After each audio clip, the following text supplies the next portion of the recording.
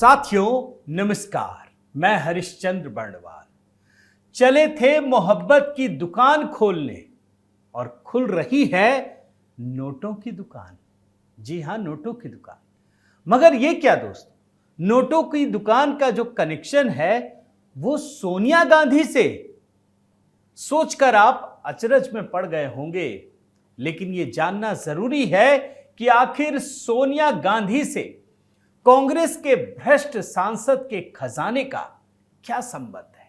यही नहीं, आपको यह भी बताऊंगा कि जो कांग्रेसी प्रधानमंत्री मोदी से 15 लाख रुपए मांग रहे थे, बता रहे थे, उनके पास 500 करोड़ रुपए कैसे पहुंच गए। जी हां, सैकड़ों करोड़ रुपए।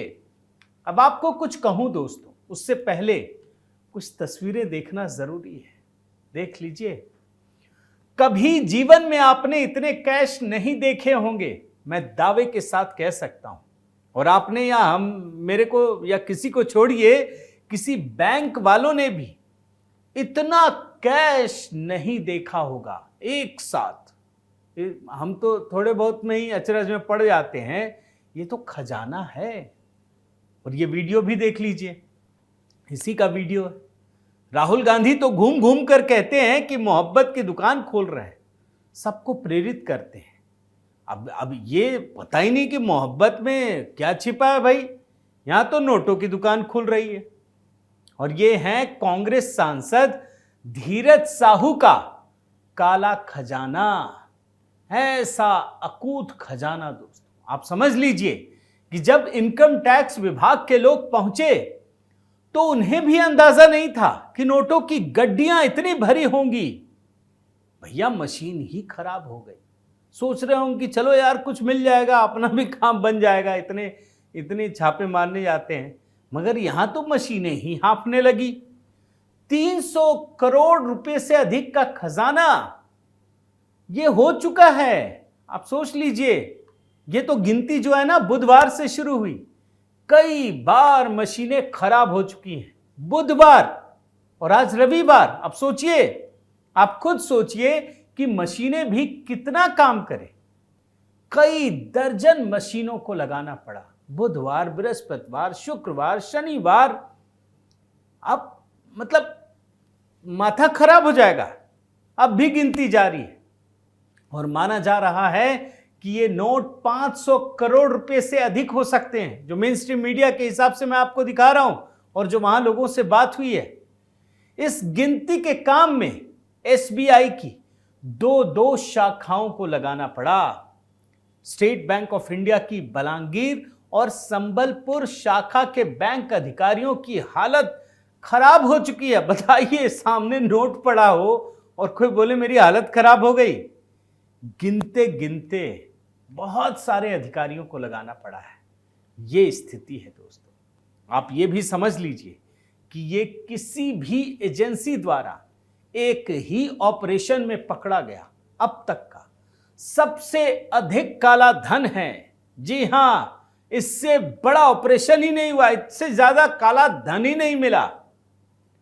और जानते हैं, जब ये सारी चीजें देख रहा था तो ये भी पता चला कि 3 सूटकेस ज्वेलरी मिली है। सोचिए, आपको भी पता होगा ना कि ज्वेलरी की कीमत क्या होती है। भाई 1 तोला सोना पता ही नहीं चलता, और वो भी मतलब एक छोटा सा आप जेवर ले लीजिए तो लाखों में पहुंच जाता है। यहां सूटकेस भर भर के। अभी तक जब मैं ये वीडियो बना रहा हूं ना, 300 करोड़ रुपए से अधिक की नकदी जब्त की जा चुकी है। और उड़ीसा में कई जगह छापे हो रहे हैं, वहां सरकारी बैंक शाखाओं में लगातार नकदी जमा की जा रही है। इसमें जो अधिकतर नोट हैं वो 500 रुपये के हैं। अब तो बाकी तो मोदी जी ने वैसे ही खत्म कर दिया। और मैं आपको थोड़ा सा ब्रीफ कर दूं दोस्तों कि कब से क्या कुछ हुआ है। इनकम टैक्स डिपार्टमेंट की टीम ने बुधवार यानी 6 दिसंबर को ओडिशा के बौद्ध डिस्टिलरी प्राइवेट लिमिटेड और उससे जुड़ी कंपनियों पर छापेमारी की। इन कंपनियों के संबंध धीरज साहू से हैं। इसके अलावा Baldev Sahu infra private limited company पर भी छापेमारी की गई। इसका सीधा संबंध कांग्रेस सांसद से है। विभाग ने ओडिशा के संबलपुर, बोलांगीर, टिटिलागढ़, बौद्ध सुंदरगढ़, राउरकेला और भुवनेश्वर, इसके अलावा झारखंड के रांची और बोकारो में भी छापेमारी की है। मतलब छापेमारी की ये घटना भी कई जगह पे हो रही है। अब आपको थोड़ा सा ये भी बताता हूं, अभी मैं सोनिया गांधी से भी कनेक्शन और बाकी चीजें दिखाऊंगा, लेकिन ये भी जान लीजिए कि ये धीरज साहू कौन है, ये समझ लीजिए। इनका जन्म झारखंड के रांची में ही हुआ है।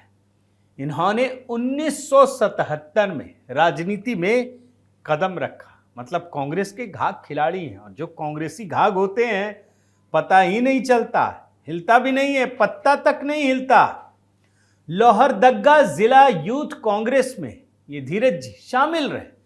3 बार से राज्यसभा सांसद है। वैसे तो बाकी लोग अगर नेता बन जाएं तो तुरंत पता चल जाता है, लेकिन इनका तो पता ही नहीं था। ये तो छुपे हुए रिस्तम निकले।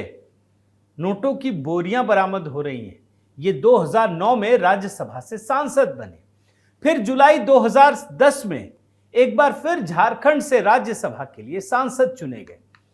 तीसरी बार 2018 में फिर से राज्यसभा के लिए चुने गए। इनके एक भाई हैं शिव प्रसाद साहू, वो भी कांग्रेस के टिकट पर रांची से 2 बार लोकसभा सांसद रहे। अब तो यही देखना पड़ेगा कि कांग्रेस में जो जितने समय से है उतना ही खजाना निकलेगा। अब जरा धीरज साहू के बारे में ये भी बता दूं दोस्तों कि जब ये चुनाव लड़ रहे थे ना, कोई भी जब नेता लड़ता है ना चुनाव के समय, तो हलफनामा देना पड़ता है। कितने पैसे हैं आपके पास, कितनी कमाई है, कितना आमदनी है और कितना खर्चा है।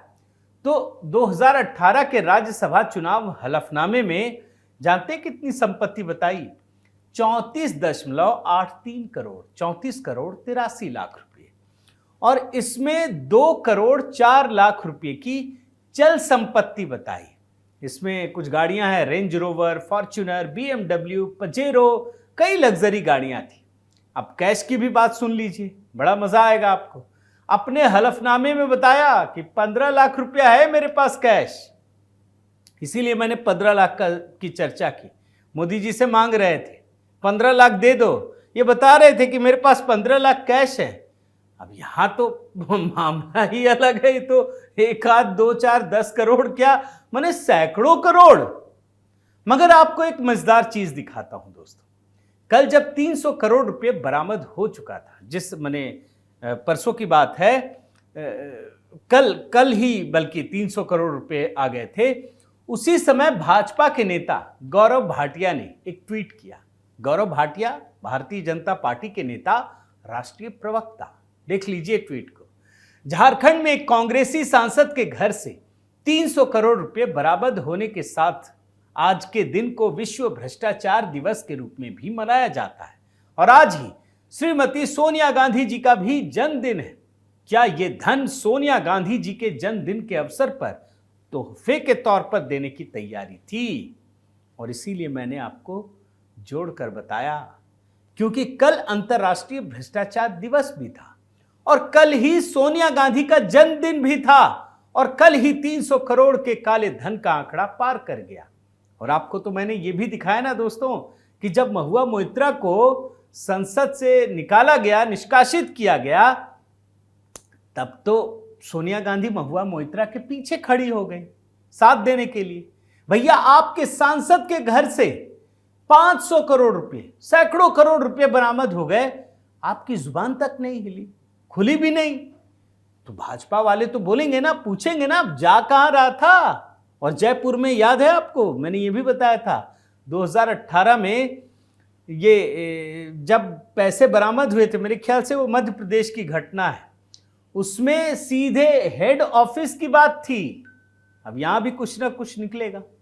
वैसे मजेदार बात तो यह है दोस्तों कि कांग्रेस सांसद के घर से काला धन बरामद हो रहा था और कांग्रेस वाले उल्टा पीएम मोदी पर ही निशाना साध रहे थे। नोटों की इन गड्डियों को देखकर पीएम मोदी ने एक जबरदस्त ट्वीट किया, और वो भी पूरे मजे लेकर। ये ट्वीट क्या आपको दिखाता हूं। इस ट्वीट में बड़ा जबरदस्त लिखा है, देशवासी इन नोटों के ढेर को देखें और फिर इनके नेताओं की ईमानदारी के भाषणों को सुने। इमोजी भी है। पीएम कम लगाते हैं। जनता से जो लूटा है उसकी पाई पाई लौटानी पड़ेगी, ये मोदी की गारंटी है। और इसके बाद इन्होंने कुछ इमोजी भी लगाई है। अब जानते हैं दोस्तों, एक कहावत है कि दर्द का हद से गुजर जाना है दवा बन जाना।